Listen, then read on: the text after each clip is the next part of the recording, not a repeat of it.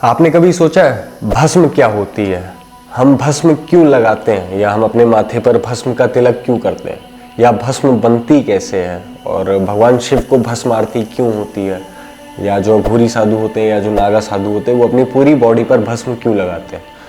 तो चलिए आज इन्हीं सारे सवालों पर कुछ देर बैठ के बात करते हैं, इनका आंसर हम लोग ढूंढते हैं और एक वीडियो क्रिएट करते हैं इसी पर। तो चलिए शुरू करते हैं इस वीडियो को।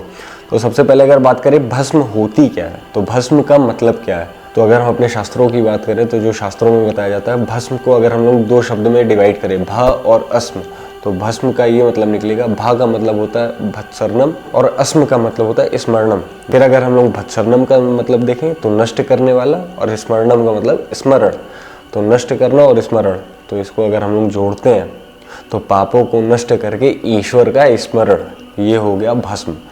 तो इसका एक और रूप होता है जिसको हम लोग कहते हैं विभूति। विभूति का क्या मतलब होता है, जिसको भस्म का ही दूसरा रूप माना गया? तो विभूति का मतलब होता है गौरव, गौरव प्रदान करने वाला या फिर रक्षा करने वाला, रक्षक। तो अब आप पूछोगे कि विभूति हमारी रक्षा कैसे करती है, तो चलिए वीडियो में आगे बात करते हैं। ये तो बात हो गई भस्म होती क्या है। अब हम लोग बात करते हैं कि भस्म बनती कैसे है। तो वैसे तो आप कहोगे कि कोई भी चीज़ जल गई वो भस्म हो गई, वो तो राख हुई, क्योंकि किसी भी चीज़ की राख को ही भस्म कहते हैं। तो ऐसा नहीं है। जब हमारे यहाँ दो तरीके की पूजा पद्धति है, एक दक्षिण मार्गी और एक वाम मार्गी। तो जो हमारे यहाँ जो हम लोग नॉर्मल डेली लाइफ हम लोग पूजा करते हैं कि हम लोग अपने घर पे कोई भी पूजा रखते हैं तो गंगा जल से छिड़कना और सफाई, साफ सफाई सब कुछ करना, और फिर उसके बाद एक अलग तरीके से पूजा करना, तो ये हो गई दक्षिण मार्गी। और वाम मार्गी कौन करते हैं?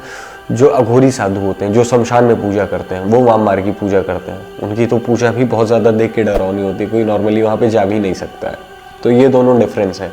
अब हम लोग जब पूजा करते हैं तो हमारे यहाँ जब हवन होती है पूजा के बाद, तो हम लोग क्या करते हैं कि देशी घी और फिर उसके बाद क्या है, कुछ और चीज़ों को मिला करके हवन सामग्री तैयार करते हैं, जिसमें हम लोग मेवा भी लेते हैं, अनाज भी लेते हैं, कई चीज़ों को, और फिर उससे हम लोग हवन करते हैं। तो जब हवन जल जाती है, जब हवन पूरी होती है, तो उसके बाद जो राख बचती है उसको हम लोग भस्म कहते हैं, और उससे हम लोग तिलक करते हैं पूजा के बाद। और वही चीज़ अगर हम लोग वाम मार्गी में देखें तो जो अघोरी होते हैं वो मुर्दे का जो भस्म होता है, राख होता है, वो उससे अपनी पूरी बॉडी को ढकते हैं, अपनी पूरी बॉडी पे मुर्दे का भस्म लगाते हैं। जैसा शिव जी के भी बारे में कहा गया है कि भगवान शिव जो थे वो मुर्दे की भस्म को अपनी पूरी बॉडी पर लगाते थे। तो ये बात हो गई भस्म बनती कैसे, और भस्म का मतलब क्या है। अब हम लोग भस्म यूज़ क्यों करते हैं, अगर इसकी बात करें तो भस्म पहली चीज़ तो हम लोगों को याद क्या दिलाती है कि कोई भी चीज़ है वो आखिरी में भस्म हो जाती है। मतलब क्या है कि अगर कोई लकड़ी है उसको जला दिए, भस्म हो गई, राख हो गई, या कोई आदमी उसको जला दिए, वो आखिरी में राख हो गया, या कोई भी चीज़ उसको आप जला दीजिए तो आखिरी में सिर्फ बचती है राख, और राख ख़त्म नहीं होती है। अगर आप मिट्टी को भी जलाओगे तो वो भी राख हो जाएगी लास्ट में, और राख परमानेंट चीज़ है। और दूसरी चीज़ अगर हम लोग ये देखेंगे तो हम परमानेंट नहीं है। तो ये जो बॉडी है ये अगर जला दो तो ये बॉडी परमानेंट नहीं, पर राख परमानेंट है। तो भस्म से हम लोग ये भी सीखते हैं कि कोई भी चीज़ इस धरती पे परमानेंट नहीं है। तो इसलिए हम लोग भस्म लगाते हैं मत्थे पर, जो हम लोगों को याद दिलाती रहे हमेशा। और अब हम लोग ये भी बात करें कि नागा साधु या फिर अघोरी अपनी पूरी बॉडी पर भस्म क्यों लगाते हैं, मतलब वो सर से लेकर के पैर तक अपने आप को भस्म से क्यों कवर रखते हैं? क्योंकि आप कभी भी देखो तो अघोरी और नागा साधु कपड़े नहीं पहनते पूरे। तो क्योंकि सर्दी भी हो रही, गर्मी भी हो रही, कहीं पे मॉस्किटो है या फिर इंसेक्ट्स हैं, तो उनसे भी बचाने के लिए भस्म का बहुत ज़्यादा यूज़ होता है। जो भस्म होती है लगाने पर बॉडी पे अपने हमारे जो रोम छिद्र हैं, जिनको इंग्लिश में पोर्स कहते हैं, जो हमारे रोम छिद्र होते हैं, इनको ढक लेती है। तो ठंडक में क्या है कि सर्दी नहीं लगती, और गर्मी में क्या है कि जो शरीर की नमी वो बाहर नहीं जाती, तो इससे क्या है कि गर्मी नहीं लगती है। तो हमारी बॉडी के टेम्परेचर को ये नॉर्मल रखता है, और साथ ही साथ हमको इंसेक्ट्स और मॉस्किटोज से भी ये भस्म बचाती है। तो इसलिए अघोरी साधु और नागा इसका यूज़ करते हैं। तो ये तो हो गई बात भाई नागा साधुओं की और अघोरियों की कि ये भस्म क्यों अपनी पूरी बॉडी में लगाते हैं। पर एक स्टोरी और है कि भगवान शिव भी अपनी पूरी बॉडी में भस्म लगाते हैं। ये जो भस्म का कल्चर है, कहा जाता है कि भगवान शिव से ही चला आ रहा है। भगवान शिव अपनी पूरी बॉडी में शमशान की भस्म लगाते थे। और ऐसा क्यों कहा जाता है? तो इसके पीछे एक स्टोरी है जो मैंने पढ़ी थी कहीं पे। तो उस स्टोरी में ये लिखा है कि भगवान शिव ने दूषण नामक एक राक्षस को मारा था। भगवान शिव ने एक राक्षस था, दूषण नाम था उसका, तो उसको मारे थे और उसकी भस्म से अपनी पूरी बॉडी पर लेप लगाकर उसकी भस्म का और अपनी पूरी बॉडी पर श्रृंगार किया था उसका। फिर उसी के बाद से प्रथा चलती चली आ रही है पूजा में भी कि भगवान शिव की भस्म आरती होती है और भगवान शिव की जो शिवलिंग है उस पर भस्म अर्पित किया जाता है। तो ये तो एक स्टोरी है और फिर इसी के बाद से भस्म का कल्चर जो है आगे धीरे धीरे बढ़ने लगा। लेकिन अभी मैंने आपसे कुछ देर पहले वीडियो में बताया कि भस्म जो है परमानेंट है और हम परमानेंट नहीं है। तो आप इससे एक चीज़ सोच सकते हैं कि इससे हम एक आध्यात्मिक कनेक्शन भी बना सकते हैं भस्म का।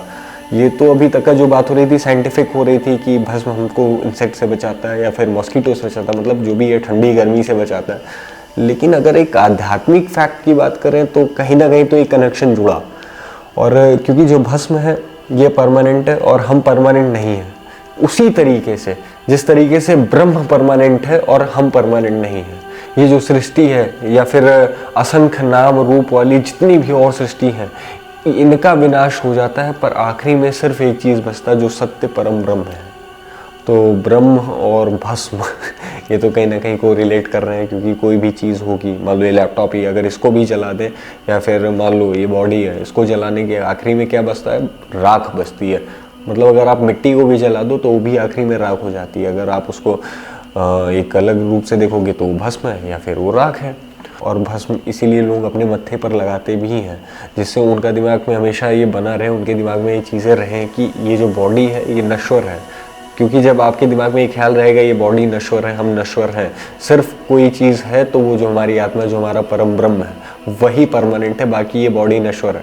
तो शायद हमारे अंदर कभी ईगो ना है, क्योंकि ईगो और ईगो से पैदा होने वाली इच्छाएँ ये बहुत ज़्यादा हम लोगों के लिए घातक होती हैं। ये आप सबको पता है कहीं ना कहीं, क्योंकि हम लोग अपने ईगो के चक्कर में कई ऐसे काम कर जाते हैं जो सही में गलत होते हैं, जो हम लोगों को नहीं करना चाहिए, और बाद में शायद हम लोग उस पर लेकर के पछताते हैं कि शायद अगर ऐसा ना किया होता तो कुछ और होता। तो भस्म हम लोगों को ये भी याद दिलाती है। अगर आप अपने मत्थे पर भस्म लगाए हो तो आप जब भी आपका ध्यान जाएगा तो भस्म एक बार आपको बताएगी कि नहीं, तुम परमानेंट नहीं हो, ये जो शरीर है नश्वर है, इसको एक ना एक दिन ख़त्म होना है। तो शायद हमारे अंदर कभी अहंकार, जो मैं वाला अहंकार होता है कि मैं ही सब कुछ हूँ, ये ना पैदा हो, और फिर इंसान निर्मल रहेगा। इंसान का मन को निर्मल करती है भस्म, और फिर कभी कहीं कोई चीज़ गलत होने वाली ही नहीं है। और कहा जाता है कि हमारी परंपरा में ये भी बताया जाता है कि जो भस्म को हम जब मत्थे पर लगाते हैं तो उस समय एक मंत्र का भी उच्चारण किया जाता है, जो हम लोग नॉर्मल लाइफ में भी उस मंत्र को पढ़ते हैं, मृत्युंजय मंत्र, जिसे कहा गया है ओम त्र्यंबकम यजामहे सुगंधिम पुष्टिवर्धनम उर्वारुकमिव बंधना मृत्योर्मुक्षी यमामृतात्। तो ये जो मंत्र है इसके बारे में बताया गया कि आप जब माथे पर अपने भस्म का तिलक करिए तो इस मंत्र का उच्चारण करिए। और बहुत सारे लोग हैं जो त्रिपुंड लगाते हैं, बहुत सारे लोग हैं, जैसे आज मैंने भी भस्म का तिलक लगा रखा है। तो आप भस्म अपने शरीर पर लगाइए, वो आपके ऊपर निर्भर करता है कि आप उसको किस तरीके से लगाते हैं। अगर आप नॉर्मल ऑफिस जाते हो तो अपनी पूरी बॉडी पर तो भस्म लगा के जा नहीं सकते हो नागा साधुओं की तरह, तो नॉर्मल आप तिलक कर सकते हो या त्रिपुंड लगा सकते हो, पूजा करने बैठे हो, तो आपके ऊपर डिपेंड करता है कि आप किस तरीके से उसको अपनी बॉडी पर यूज़ करते हो। और ये कहीं भी हमारी बॉडी को नुकसान नहीं करती, सबसे पहली बात तो ये है। और अगर हम लोग एक बात करें तो ईगो की अगर बात हुई तो एक चीज़ और सामने आती है कि भस्म है क्या।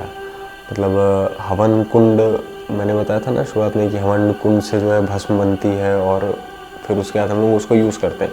तो एक और चीज़ है जो आध्यात्मिक रूप से हम लोगों को जोड़ती है। तो हवन कुंड क्या, अगर हम लोग हवन कुंड को ज्ञान समझें कि जो ज्ञान का कुंड है और उसमें जो हम लोग आहुति डालते हैं, तो आहुति ये जो घी की और सामग्री की छोड़ के हम अपने जो कर्म है, जो अपने बुरे कर्म है या फिर जो हमारी अहंकार जनित इच्छाएँ हैं, उनकी आहुति अगर डालें यज्ञ, ज्ञान रूपी यज्ञ में, तो उसके बाद जो हमको वापस मिलेगा, वो जो आउटपुट होगा, जो भस्म जिसे हम लोग दूसरी लाइन में कहेंगे, तो उसमें जो हमें मिलेगा वो हमारे क्या होंगे, निर्मल कर्म होंगे, हमारा निर्मल मन होगा।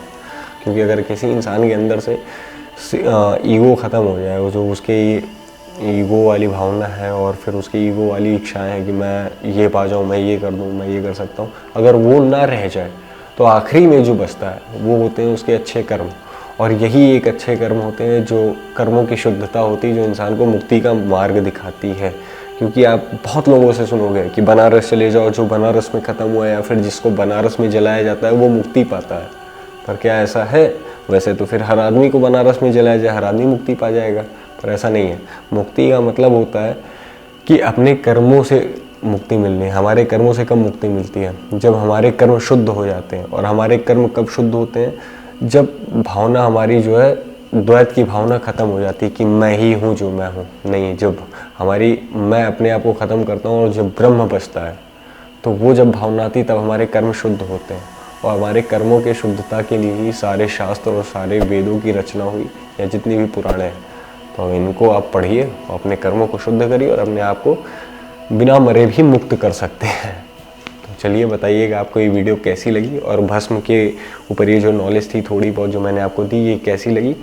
और अगर वीडियो अच्छी लगी हो तो आपको पता ही है, लाइक ज़रूर करिएगा, कमेंट ज़रूर करिएगा और वीडियो को शेयर ज़रूर करिएगा। चलिए मिलते हैं नेक्स्ट वीडियो में।